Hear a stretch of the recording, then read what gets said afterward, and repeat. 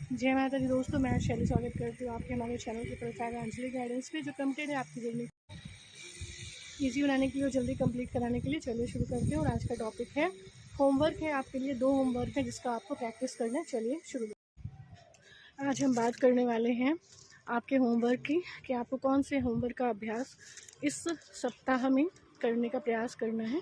तो हम इस पर बात करने वाले हैं और चलिए शुरू करते हैं। 2 बातें हैं। तो आज हम बात करने वाले हैं कि जो डिवाइन सोल्स हैं, जो डिवाइन फेमिनाइंस हैं, जो इस अभ्यास को कर रही हैं, उनको 2 बातें याद रखनी। एक है कि उनके भीतर से सभी प्रकार की इच्छाओं की। जय माता दी दोस्तों, मैं शैली स्वागत करती हूँ आपके हमारे चैनल के प्रोफाइल आंचलिक गाइडेंस पे। जो कंप्लीट है आपकी जर्नी ईजी बनाने के लिए और जल्दी कंप्लीट कराने के लिए। चलिए शुरू करते हैं। और आज का टॉपिक है होमवर्क है आपके लिए। 2 होमवर्क है जिसका आपको प्रैक्टिस करना है। चलिए शुरू करते हैं। हाँ, माया भाई पुजारी हैं आपके? हाँ, पुजारी बस ठीक है।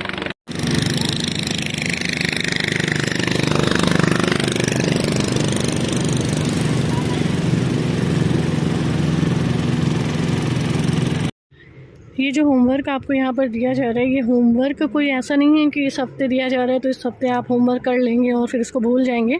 इन बातों को ज़रूर जो है आप अपनी डायरी में, अपनी जो भी आपका नोटबुक है उसमें ज़रूर रजिस्टर कर लीजिएगा, नोट कर लीजिएगा, ताकि आप जो है इन बातों को टाइम टू टाइम याद कर सके कि आपको ये करना है।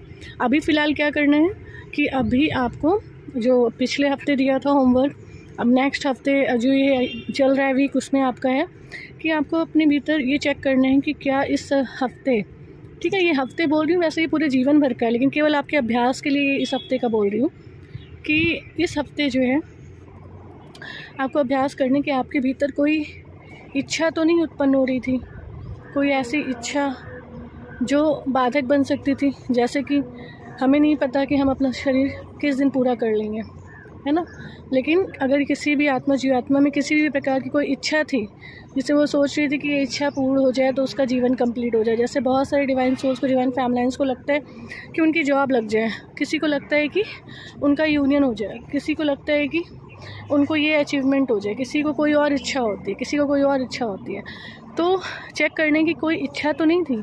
अगर किसी के भीतर कोई इच्छा थी तो उस इच्छा को तुरंत के तुरंत क्या करना है, डिवाइन को सरेंडर करना है, डिवाइन को दे देना है, और फिर उसके बारे में सोचने से उपराम हो जाना है। क्यों हो जाना है? ताकि वो इच्छा आपकी गति में बाधक बनने से परे रहे। वो इच्छा ऐसा ना हो कि वो इच्छा आपको फिर से इस धरती पर लेकर आए और फिर से ही इतना ही इनर वर्क और इतनी ही प्रैक्टिसेस आपको करनी पड़े। तो क्या करेंगे? प्रयास करेंगे कि कोई इच्छा ना हो, और यदि कोई इच्छा थी तो वो डिवाइन को तुरंत का तुरंत सरेंडर करके डिवाइन को सौंप देना है, ताकि अब ऐसी कोई इच्छा जो है आत्मा में ना रहे जिसकी ऊपर जब कैलकुलेशन हो तो ये हो कि अभी तो आत्मा में ये इच्छा शेष थी, तो इसे परमात्मा के पास नहीं रखा जा सकता था, क्योंकि इच्छा रख के किसी भी आत्मा जीवात्मा का जो पूर्ण सद्गति है वो नहीं हो सकती थी, वो उसे प्राप्त नहीं हो सकती थी। तो सबसे पहले ये चेक करना है। और यदि कोई इच्छा थी, यहाँ पर ये नहीं कहा जा रहा है कि आप उस इच्छा को छोड़ दें, उसके लिए प्रयास करना छोड़ दें।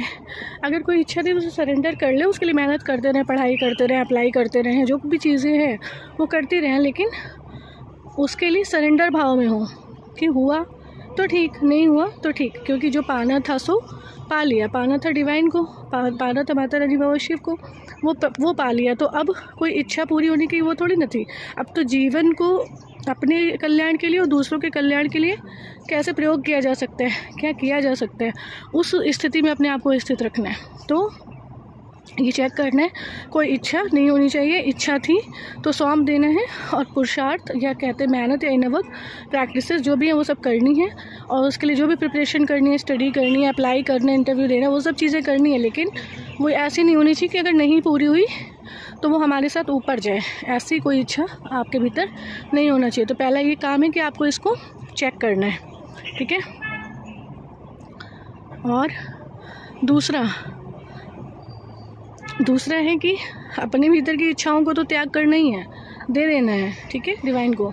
इसको अदरवाइज़ नहीं लेना है कि अब हमें तो जॉब करने की क्या ज़रूरत थी, या हमें अप्लाई करने की क्या ज़रूरत है, पढ़ाई करने की क्या ज़रूरत है, या इन अब प्रैक्टिसेस करने की क्या ज़रूरत है, ये सब कुछ नहीं। मतलब वर्तमान में जीना, आज जो है वो कंप्लीट है, आज जो है वो सरेंडर है, आज है जो वो पूर्ण प्राप्ति है ईश्वर की, और यही सत्य जो मेन प्राप्ति है वो यही है।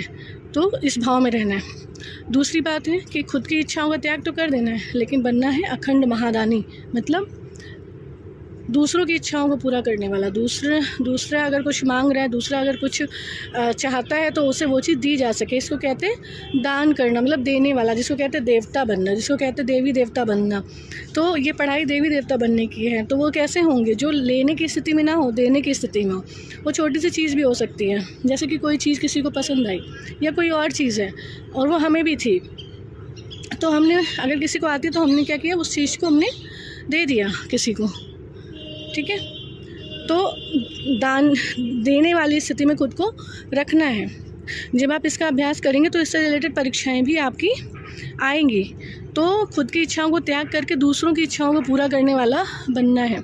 तो इसके लिए क्या होता है, ऐसा होता है ना कभी कभी कि हमें भी कुछ पसंद है ना, और सामने वाले को भी कुछ पसंद है, वही पसंद है। तो हम क्या करेंगे, हमारी क्या होना चाहिए, हमें अंदर दान करने की इच्छा होनी चाहिए, और ये भाव होना चाहिए कि अगर हमने अपनी पसंद की चीज़ का दान किया तो उससे भी अच्छी चीज़ जो प्रभु को पसंद है, जो डिवाइन को पसंद है, वो हमें सहज मिलेगी, बेहतर मिलेगी, बेस्ट मिलेगी।